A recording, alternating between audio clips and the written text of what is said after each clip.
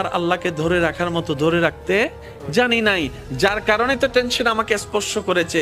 সেজন্য দেখবেন আল্লাহ ওয়ালা যারা হয়, মাথার উপর ছাদ নাই কিন্তু টেনশন ছাড়া মুখে হাসি আছে, পেটের মধ্যে খাবার নাই মুখের মধ্যে কিন্তু টেনশন ছাড়া হাসি আছে, যার উজ্জ্বল দৃষ্টান্ত এই পৃথিবীকে চাক্ষুষ ভাবে দেখিয়ে দিয়েছেন কারবালার ময়দানে ইমাম আলী মাকাম ইমাম হুসাইন রাদিয়াল্লাহু তাআলা সুবহানাল্লাহ।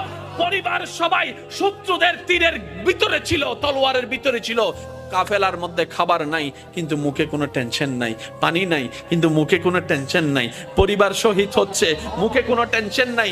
জগৎ জিজ্ঞেস করে, ও ইমাম হুসাইন এই কঠিন মুহূর্ত আপনি এত খুশি মনে আছেন কিভাবে? ইমাম হুসাইন উত্তর দেয়, আমার মাওলা তো আমার সাথে আছে, আমার টেনশন করার দরকার কি?